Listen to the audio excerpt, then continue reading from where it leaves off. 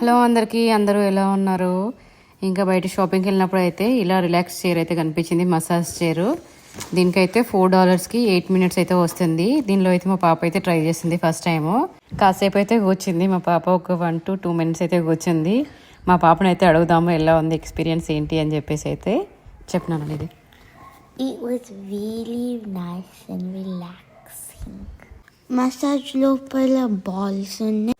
ఆ బాల్స్తో బాడీకి మసాజ్ అవుతుంది బ్యాక్ సైడ్. బెలూన్లో పంప్ అవుతుంది అండ్ ప్రెస్ చేస్తుంది హ్యాండ్స్ అండ్ లెగ్స్ని.